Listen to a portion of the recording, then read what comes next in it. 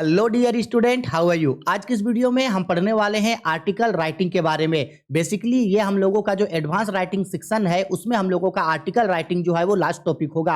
Last इसलिए क्योंकि इससे पहले के वीडियो में हम लोगों ने जो है कंप्लीट तरीके से नोटिस लिखना सीख लिया है, साथ ही साथ हम लोगों ने लेटर टू एडिटर लिखने सीख लिया है और साथ ही साथ हम लोगों ने रिपोर्ट राइटिंग भी सीख लिया है। आर्टिकल राइटिंग हम लोगों का लास्ट टॉपिक था जिसको हम लोग इस वीडियो में पढ़ेंगे और पूरा का पूरा एडवांस राइटिंग स्किल हम लोग का जो है वो कंप्लीट हो जाएगा।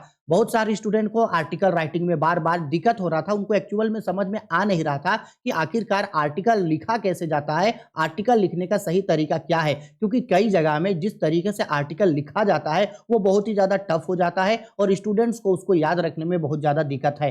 टेंशन का बात नहीं है, मैं आप लोगों को आर्टिकल राइटिंग का कंप्लीट फॉर्मेट बताऊंगा कि आर्टिकल राइटिंग क्या होता है, किस तरीके से लिखा जाता है और साथ ही साथ इस बार का जो आप लोगों का जेक बोर्ड की तरफ से जो मॉडल पेपर दिया गया है उसमें जो आर्टिकल राइटिंग का दो टॉपिक दिया गया है, एक है हम लोगों का क्लाइमेट चेंज यानी कि ग्लोबल वार्मिंग और दूसरा हम लोगों का है वुमेन एम्पावरमेंट। इन दोनों ही टॉपिक के ऊपर मैं आप लोगों को आर्टिकल लिख के दिखाऊंगा और साथ ही साथ आप लोगों को प्रैक्टिस करने के लिए कुछ इंपॉर्टेंट टॉपिक भी मैं आप लोगों को दे दूंगा। ठीक है, चलो भाई वीडियो को स्टार्ट करते हैं क्योंकि अभी समय हम लोगों के लिए बहुत ज्यादा इंपॉर्टेंट है।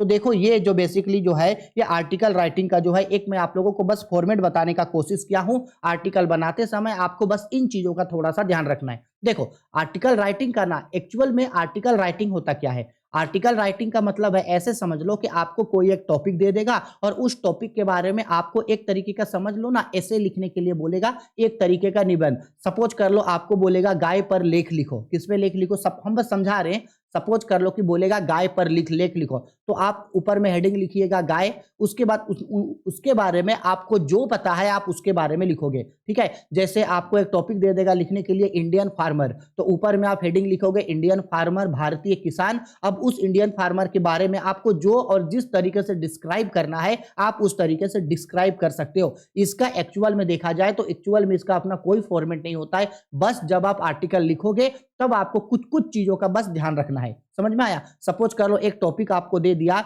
योर फेवरेट पॉलिटिक्स लीडर, आपका फेवरेट जो है वो राजनीतिक नेता। अब उसके टॉपिक के ऊपर उसका ऊपर में हेडिंग लिखोगे और नीचे में आप उसके बारे में जो जानते हैं उस चीज के बारे में लिखोगे। जैसे आपको एक टॉपिक दे दिया लिखने के लिए माई ड्रीम, ठीक है, माई ड्रीम माई एम्बिशन, ऊपर हेडिंग लिखोगे माई ड्रीम माई एम्बिशन और आपको उसके बारे में जो लिखना है आप उसके बारे में लिख सकते हो। देखो इस बार जो है एडवांस राइटिंग स्किल में ये जो हम लोगों का आर्टिकल राइटिंग है ये जो है वो 3 नंबर का क्वेश्चन पूछेगा। अब जब 3 नंबर का क्वेश्चन पूछेगा तो आपको बहुत ज्यादा लिखने का जरूरत नहीं है, आपको 80 से लेकर के 100 वर्ड्स के बीच जो है आपको लिखना है। अब जब आप कभी भी आर्टिकल लिखोगे तो क्या करोगे, सबसे पहले ऊपर में आप उसका हेडिंग या टाइटल लिखोगे। हेडिंग या टाइटल की आखिरकार आर्टिकल आप जिस बारे में लिख रहे हो उसका हेडिंग ऊपर में लिखोगे। उसके नीचे बाय करके लाइन, इसको बोला जाता है बाय लाइन, यानी कि बाय लिख करके आप कोई नाम लिखोगे। अगर क्वेश्चन में आपका कोई नाम मेंशन कर दिया है, नाम गिवन है, तो यहाँ जो नाम गिवन होगा वो नाम लिखोगे। लड़का वाला लड़का का नाम, लड़की वाला लड़की का नाम। अगर मान लो कोई भी नाम नहीं दिया है तब आप XYZ लिख सकते हो। ठीक है, इसके बाद जो है आपको थोड़ा स्पेस छोड़ के ब्रैकेट डाल करके आपको लिखना है क्लास 12, क्योंकि आप किसके स्टूडेंट हो, क्लास 12। अब इसके बाद क्या होगा, एक या दो लाइन छोड़ करके अब आपको जो है आर्टिकल लिखना है। बस आप आर्टिकल लिखते समय ये याद रखना ना कि आर्टिकल को कम से कम जो है ना अब 3 पैराग्राफ में लिखना। कितना पैराग्राफ में, 3 पैराग्राफ में लिखना। ठीक है, अब देखो 3 पैराग्राफ में जब आप लिखोगे तो क्या लिखोगे, तो बेसिकली आर्टिकल का जो सबसे पहला पैराग्राफ होगा ना, ट्राई करना कि उस आर्टिकल का पहला पैराग्राफ में ट्राई करना कि उसका इंट्रोडक्शन के बारे में लिखे। किस चीज के बारे में लिखे, उसका इंट्रोडक्शन। इट्स मीन आप जिस चीज के लिए आर्टिकल लिख रहे हो उस आर्टिकल के बारे में स्टार्टिंग के पैराग्राफ में ही बता देना कि ये आर्टिकल किस चीज के बारे में है, जिसको आप बोल सकते हो कि ये बहुत ही ज्यादा आई कैची होता है।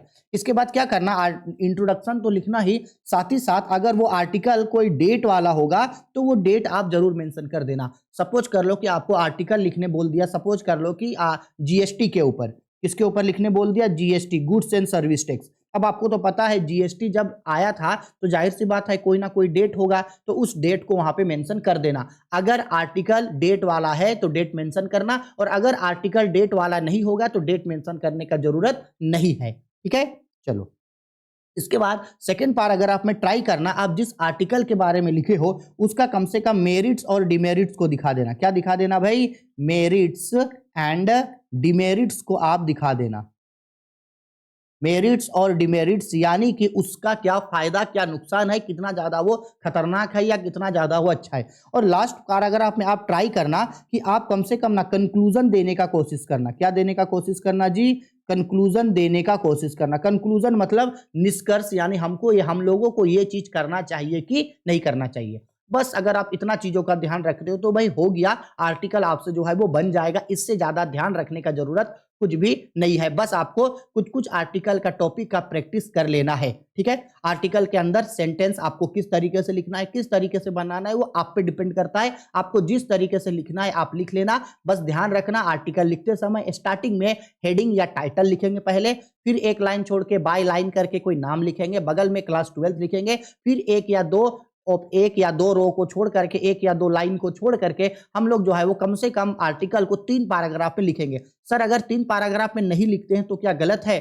कोई गलत नहीं है भाई। आपको अगर 3 पैराग्राफ में नहीं लिखा जा रहा है, आप एक ही पैराग्राफ में अगर 80 से 100 वर्ड्स के अंदर लिखते हो तो कोई बात नहीं है, फिर भी आपको नंबर मिल जाएगा। बस ध्यान रखना, जब आप आर्टिकल लिखते हो तो आप स्टार्टिंग में उस आर्टिकल का इंट्रोडक्शन, उस आर्टिकल के बारे में बताना। अगर वो आर्टिकल कोई डेट वाला है तो डेट मेंशन करना, डेट वाला नहीं है तो डेट मेंशन मत करना। इसके बाद सेकंड पैराग्राफ में आगे यानी उस आर्टिकल का मेरिट्स और डिमेरिट्स के बारे में थोड़ा सा बताना। इसके बाद आगे जाकर के जो है आप उसका कंक्लूजन को बताना, यानी अपना निष्कर्ष बताना कि क्या लगता है भाई इस चीज को ऐसा किया जाना चाहिए या नहीं किया जाना चाहिए, ये एक्चुअल में सही हुआ या गलत हुआ, इस तरीके से, ठीक है।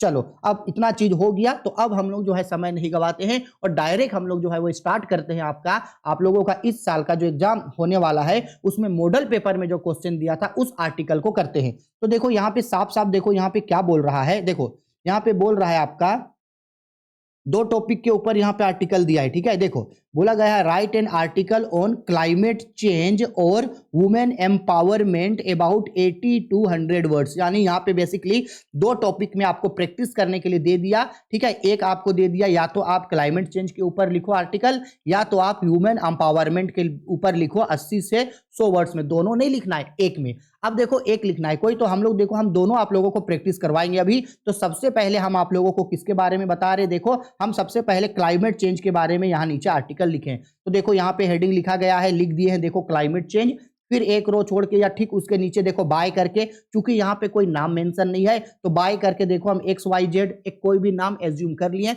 अगर आप इसमें अपना नाम लिखना चाहो तो लिख सकते हो, अदरवाइज XYZ लिख देना। इसके बाद देखो थोड़ा जगह छोड़ के लिख दिए क्लास 12, यानी जैसे हम ऊपर बताए थे डिट्टो यहाँ पे वही चीज लिखे, ठीक।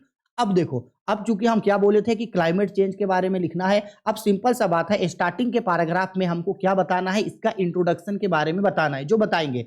लेकिन देखो क्या एक्चुअल में अगर क्लाइमेट चेंज को हम अगर डेट में डिस्क्राइब करना चाहें तो भाई डेट में कैसे डिस्क्राइब करेंगे? एक्चुअल में क्लाइमेट चेंज कब हुआ इसका कोई सफिशिएंट डेट तो नहीं होता है, ठीक है। तो यहाँ पे जो है वो डेट को मेंशन करना जरूरी नहीं है। अब देखो कि किस तरीके से जो है यहाँ पे हम लोग इसको लिखे हैं, किस तरीके से हम लोग क्या किए हैं, आर्टिकल को लिखे हैं। देखो लिखे हैं यहाँ पे हम लोग climate change refer to the changes in the environmental condition of the earth. देखो स्टार्टिंग में बताएं क्लाइमेट चेंज का मतलब क्या है कि जो भी हम लोगों का इन्वायरमेंट है, जो भी हम लोगों का पर्यावरण है, उस पर्यावरण में जो भी चेंजेस आता है उसी को बोलते हैं क्लाइमेट चेंज, ठीक है। क्लाइमेट चेंज यानी कि मौसमों में परिवर्तन, क्लाइमेट चेंज यानी कि मौसमों में परिवर्तन। किसी भी कारण से हम लोगों का जो इन्वायरमेंट है उसमें चेंजेस आ जाता है तो उसी को बोलते हैं क्लाइमेट चेंज। बोला गया है ग्लोबल वार्मिंग, ये देखो एक्चुअल में हम एक सेंटेंस यहाँ पे छोड़ दिए, एक्चुअल में लिखना था climate change basically known as global warming. Climate change को आप ग्लोबल वार्मिंग के नाम से भी जान सकते हो, एक ही चीज होता है। क्या बोल रहा है, global warming refer to the heating up of the earth temperature due to human activities. आज के समय में इतना तेजी से जो क्लाइमेट चेंज हो रहा है, मौसमों में परिवर्तन हो रहा है, यानी कि ये जो हम लोगों का ग्लोबल वार्मिंग हो रहा है उसका सबसे बड़ा रीजन क्या है? सबसे बड़ा रीजन है कि हम लोगों का ये जो अर्थ है, जो पृथ्वी है, उसका टेम्परेचर दिन प्रतिदिन क्या हो रहा है, बढ़ रहा है, ठीक है। तो देखो यहाँ पे बेसिकली इंट्रोडक्शन के बारे में हम लोग बता दिए ना। आगे बोल रहा है climate change is the long shift in earth's average temperature and weather conditions. Actual में क्लाइमेट चेंज का मतलब होता है आपका कि अगर किसी भी कारण से हम लोगों का इन्वायरमेंट में, यानी हम लोगों का ये जो अर्थ है उसका, अर्थ का जो है वो टेम्परेचर जो है वो धीरे धीरे बढ़ रहा है, जिसके कारण जो पूरा वेदर है यानी पूरा जो मौसम है वो बदलते जा रहा है। देखो ना, कभी कभी ठंडा के समय में बहुत ज्यादा ठंडा होता है, ना तो ठीक से आपका बरसात होता है, कई कई जगह तो सूखा पड़ जाता है, गर्मी बहुत ज्यादा होता है। तो ये जो भी क्लाइमेट चेंज हो रहा है ये अर्थ का टेम्परेचर बढ़ने के कारण है। बोला गया है the world is now more than 1.1 degree centigrade warmer than it is late 19th century. अगर देखा जाए तो 19th सेंचुरी के मुकाबले आज के समय में जो है ये अर्थ का टेम्परेचर लगभग जो है 1.1 सेंटीग्रेड से जो है क्या हो गया है, 1.1 डिग्री सेल्सियस भी बोल सकते हैं, 1.1 डिग्री सेल्सियस से क्या हो गया है, बढ़ गया है। यानी इतना तेजी से जो है अर्थ का टेम्परेचर बढ़ रहा है। बोला गया है this consent climate change is caused by human activity. और ये क्लाइमेट चेंज का सबसे बड़ा कारण क्या है, ह्यूमन एक्टिविटी, मतलब मानवीय क्रिया। यानी सबसे बड़ा रीजन हम लोग है, हम लोगों के वजह से जो है इतना तेजी से क्लाइमेट चेंज हो रहा है। The world pressed use of fuel, coal, oil and gas in homes, factories and transports. हम लोग ये जो इतना तेजी से जो फ्यूल्स, ईंधन, गैस, तेल, इन सभी चीज़ों का यूज कर रहे हैं, इन सभी चीज़ों को जला रहे हैं, जिसके वजह से टेम्परेचर बहुत ज़्यादा बढ़ रहा है। और मोस्ट इंपॉर्टेंट चीज़, इतना तेजी से हम लोग जो डिफॉरेस्टेशन कर रहे हैं यानी कि जंगलों को काट रहे हैं, इससे भी जो है वो बहुत ज़्यादा ग्लोबल वार्मिंग आपका हो रहा है। आगे बोला गया है major changes need to know from government and businesses but individual can take fewer flight, use less energy, improve home isolation and energy efficiency, use electric vehicles and replace gas center heating with electric among other things। यानी बोल रहा है कि इसको अगर हम लोगों को कंट्रोल करना है तो ना सिर्फ गवर्नमेंट को या ना सिर्फ बिजनेस को मजबूत होना होगा, उन सभी को ध्यान रखना होगा। देखो अगर इसको कंट्रोल करना है ग्लोबल वार्मिंग को, तो भाई सरकार को इसके ऊपर खासा ध्यान देना होगा, नियम कानून बनाना होगा, और बिजनेसमैन को भी, जो बिजनेस चलाते हैं, बड़े बड़े कंपनी है, उन लोगों को भी ध्यान रखना होगा कि उतना ज्यादा पोल्यूशन जो है वो ना फैलाएं। और इन दोनों के साथ साथ हम लोग जो इंडिविजुअल व्यक्ति हैं, जो घरेलू व्यक्ति हैं, हम लोगों को भी ध्यान रखना चाहिए इस चीजों का कि हम लोग भी जो है वो ज्यादा से ज्यादा जो है अपने अर्थ को, यानी कि ये जो ग्लोबल वार्मिंग हो रहा है, क्लाइमेट चेंज हो रहा है, उसको हम लोग कंट्रोल करें और ज्यादा से ज्यादा उन चीजों को यूज करें जो हम लोगों के इकोनॉमिकल के लिए, यानी हम लोगों को इकोबायोलॉजिकल सिस्टम के लिए जो है वो बहुत ज्यादा इंपॉर्टेंट है, और इससे जो है वो ग्लोबल वार्मिंग पे इफेक्ट ना पड़े। आगे बोल रहा है we should protect our climate and control our environment for save human lives. अब देखो लास्ट में आप क्या बोल रहे हो, आप कंक्लूजन दे रहे हो कि हम सभी लोगों को जो है क्या करना चाहिए भाई, ये क्लाइमेट चेंज को कंट्रोल करना चाहिए, ताकि हम लोग अपने लाइफ को जो है वो बचा करके रख सके। क्योंकि अगर ऐसे ही क्लाइमेट चेंज होता रहा, ऐसे ही अगर ग्लोबल वार्मिंग होता रहा, तो ये जो है हम सभी लोगों के लिए बहुत ही ज्यादा क्या है, डेंजर है। देखो हो गया ना, यही चीज होता है आप लोगों का आर्टिकल। अब देखो हम आप लोगों को ये जिस तरीके से आर्टिकल लिखवाएं, अगर आप लोगों को याद हुआ ओके, नहीं तो क्या करना, आप अपने हिसाब से आर्टिकल को जैसा लिखना है लिखना। बस ध्यान ये रखना कि स्टार्टिंग के पैराग्राफ पे आपको क्या करना है, उसके इंट्रोडक्शन को बताना है, बीच में आपको थोड़ा सा उसका मेरिट डिमेरिट्स के बारे में बताना है, और सबसे लास्ट में आप अपना कंक्लूजन, अपना निष्कर्ष देकर के उसको खत्म कर देना। जरूरी नहीं है कि आपको मेरा ही लैंग्वेज में लिखना है, आपको जैसे लिखना है वैसे लिखो, बस आपको लिखने का सही तरीका आना चाहिए। एक दो क्वेश्चन प्रैक्टिस करो, हो गया, ठीक है। चलो अब बहुत स्टूडेंट बोलते हैं कि सर आर्टिकल लिखना बहुत ज्यादा टफ है। बच्चा आर्टिकल लिखना टफ नहीं है, बस आप अपने मन से इस चीज को निकाल दो कि टफ है। दुनिया में ऐसा कोई चीज नहीं है जो आप नहीं कर सकते हो, दुनिया में ऐसा कोई टॉपिक नहीं है जो आप नहीं पढ़ सकते हो। बस आपको अपना 100% देना है, अपना मेहनत को अच्छे तरीके से करना है, ठीक है, और किसी अच्छे टीचर से उस चीज के बारे में पढ़ना है। बस यही चीज को ध्यान रखना है आपको। चलो आगे बढ़ते हैं। अब एक नेक्स्ट जो हम लोगों का जो था उसके ऊपर आते हैं, यानी कि वुमेन एम्पावरमेंट। देखो ये हम लोगों का क्या है, यहाँ पे वुमेन एम्पावरमेंट, इसके नीचे हमको जो है वो बाय लाइन करके लिखना था, लेकिन चूंकि जगह कम पड़ रहा था इसलिए जो है हम बाय लाइन नहीं लिखे, लेकिन आप एग्जाम में लिखोगे, ऊपर में हेडिंग लिख दिए वुमेन एम्पावरमेंट और नीचे बाय लाइन करके जो है वो लिखना। अब सबसे पहले आप ये समझ लो कि वुमेन एम्पावरमेंट होता क्या है। देखो एक्चुअल में ह्यूमन एम्पावरमेंट का मतलब होता है कि जो भी महिलाएं हैं, जो भी लड़कियां हैं, चाहे वो गर्ल्स है या वुमेन है, उन लोगों को जो है वो इंडिपेंडेंट बनाना, ताकि वो किसी के ऊपर भी डिपेंड ना रहे। उन लोगों के लिए क्या सही है क्या गलत है उसका डिसीजन वो लोग खुद ले सके, और लाइफ में वो जो बनना चाहती है या जिसके तरह बनना चाहती है वो बन सके। क्योंकि लड़कियों के भी तो भाई बहुत सपने होते हैं ना, किसी को डॉक्टर बनना है, किसी को इंजीनियर बनना है, किसी को क्लर्क बनना है, किसी को टीचर बनना है, किसी को एडवोकेट बनना है, किसी को एक्ट्रेस बनना है, किसी को मॉडल बनना है। सबका अपना अपना ड्रीम होता है, लेकिन हम लोगों का ये जो सोसाइटी है, हम लोगों का ये जो कल्चर है, ये एक्चुअल में मेन डोमिनेटिंग कल्चर है। यानी कि बहुत जगहों पे हमेशा ये देखा जाता है कि लड़कों को हमेशा आगे प्रमोट किया जाता है और लड़कियों को जो है वो पीछे छोड़ दिया जाता है। यानी लड़कियों के ऊपर इतना ज्यादा ध्यान नहीं दिया जाता, जिसकी वजह से लड़कियां हर फील्ड में जो है उतना आगे नहीं बढ़ पाती है। हाँ, हम ये मानते हैं कि समय के हिसाब से इसमें बदलाव आया है। पहले वुमेन एम्पावरमेंट कम था, आज जो है वुमेन एम्पावरमेंट ज्यादा हो चुका है। लोग इस बात को समझते हैं, घर परिवार गार्जियन पेरेंट्स बात को समझते हैं और अपनी बेटियों को, अपनी लड़कियों को भी जो है वो ज्यादा से ज्यादा जो है वो आगे प्रमोट करती है। लेकिन क्या हर जगह ऐसा देखने को मिलता है? नहीं मिलता है। लड़कों को जितना आजादी मिलता है, लड़कों को जितना फ्रीडम मिलता है, या लड़कों को जितना सपना पूरा करने का परमिशन होता है, लड़कियों को या गर्ल्स को उतना पावर नहीं मिलता है, उतना राइट्स नहीं मिलता है। तो उसी चीज के बारे में आपको बताना है कि आखिरकार एम्पावरमेंट, ह्यूमन एम्पावरमेंट यानी कि महिला साक्षरता करना क्यों जरूरी है, क्यों उन लोगों को एम्पावर करना चाहिए, एम्पावर करने से क्या होगा। ठीक है, इसी चीज के बारे में बताया है। अब देखो, वुमेन एम्पावरमेंट हम फिर से समझा रहे हैं, इसमें अब आप कोई डेट तो मेंशन कर नहीं सकते हो, हम इसको जो है वो 2-3 पैराग्राफ में आप लोगों को तोड़ के बताए हैं। देखो क्या बोल रहा है, यहां पे ध्यान से समझना। हाँ, देखो वही वुमेन एम्पावरमेंट के बारे में क्या बोल रहा है, अच्छा से समझियो। बोल रहा है क्वेश्चन में, वुमन आर्टिकल में है, woman empowerment is non women have the freedom and choice to make their own decision. Woman empowerment का मतलब है कि वुमन एम्पावरमेंट का मतलब होता है कि जो भी महिलाएं हैं उन लोगों को आजादी हो और साथ ही साथ वो अपना डिसीजन खुद से ले सके। उनके लिए क्या सही क्या गलत, उन लोगों को अपना डिसीजन खुद से लेना चाहिए। तो देखो, स्टार्टिंग में वुमेन एम्पावरमेंट का इंट्रोडक्शन बता दिए ना, यही चीज तो आपको भाई खासा ध्यान रखना है। आगे बोल रहा है, they have to must potent right decision, right in deciding what's right for them and what's wrong for them. Actual में वुमेन एम्पावरमेंट करना इसलिए जरूरी है ताकि वो अपने से अपना डिसीजन ले सके कि उन लोगों के लिए क्या सही है और उन लोगों के लिए क्या गलत है।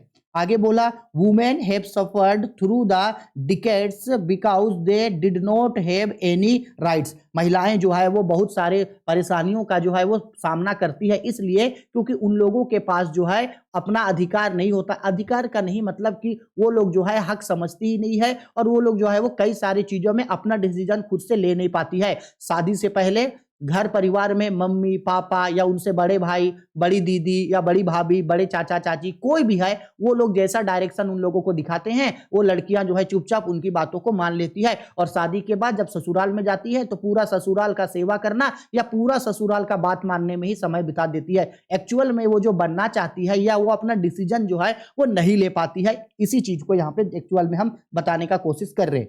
आगे बोला गया, they suffered in the hands of there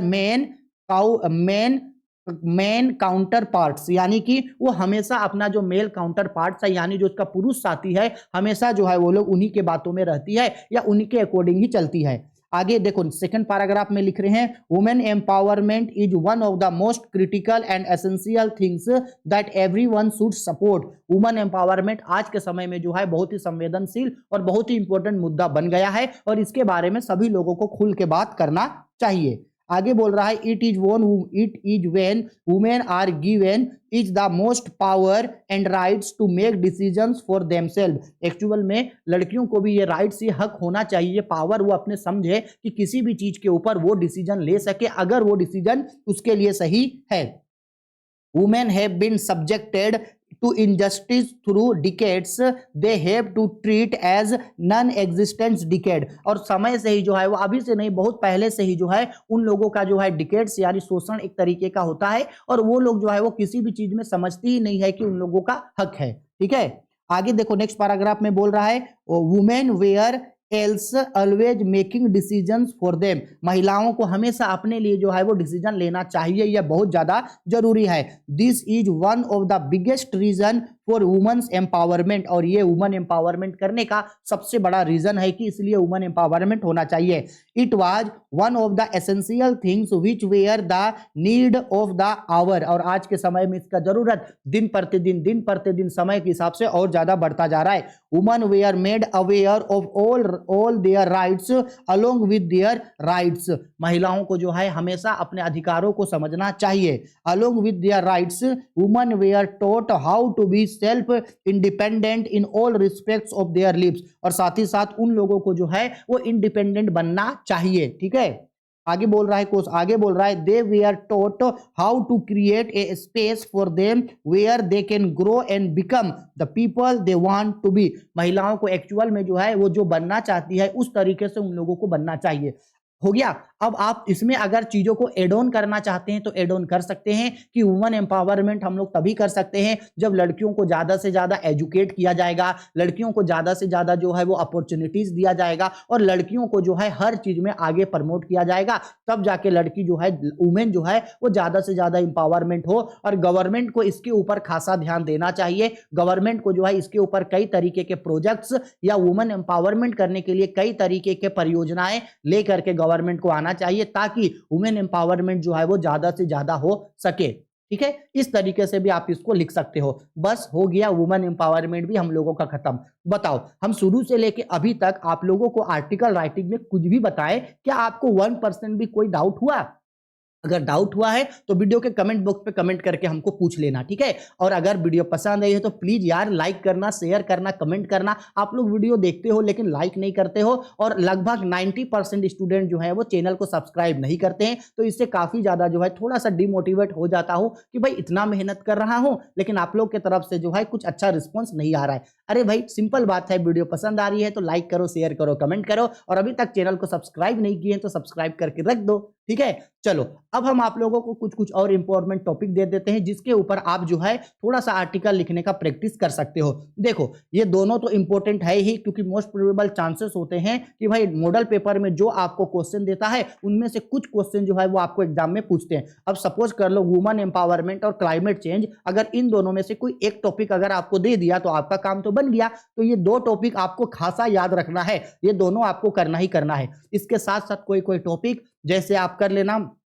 Beti Padhao Beti Bachao योजना, जीएसटी कर लेना, चंद्रयान 3 अभी हम लोग का चंद्रयान गया था ना, बेटी पढ़ाओ बेटी बचाओ योजना। ठीक है, इसके बाद जीएसटी कर लेना, चंद्रयान 3 कर लेना, इसके बाद योर फेवरेट पॉलिटिकल लीडर उसके बारे में थोड़ा सा कर लेना, इसके बाद माय एम्बिशन माय ड्रीम इसके बारे में कर लेना, इसके बाद usages and misusages of technology. ठीक है, अगर ये 6 चीजों के ऊपर कर लेते हो तो भाई हो गया इतना। अगर आप प्रैक्टिस कर लिए, इसके बाद अगर आपको कोई और टॉपिक से अगर आपको आर्टिकल देता है तो आप कोई भी टॉपिक के ऊपर बना लोगे, बस आपका प्रैक्टिस रहना चाहिए। ठीक है, चलो हो गया, आज का वीडियो इतना ही था। इसके बाद हम लोग मिलते हैं आज 2 बजे। आज संडे है, आज 4 तारीख है, आज 4 फरवरी संडे है, 2 बजे आज हम लोग मिलेंगे, लाइव आएंगे, जिसमें हम आप लोगों को जो फ्लेमिंगो सब्जेक्ट है, फ्लेमिंगो बुक है, उसका जो हम लोगों का पोएट्री सेक्शन है, पोयम सेक्शन है, हर पोयम का 1 शॉर्ट वीडियो आप लोगों के लेकर के आएंगे। ठीक है, तो 2 बजे लाइव जुड़ना। वीडियो पसंद आई है तो लाइक शेयर और कमेंट जरूर करना। ठीक है जी, चलो बाय, टेक केयर।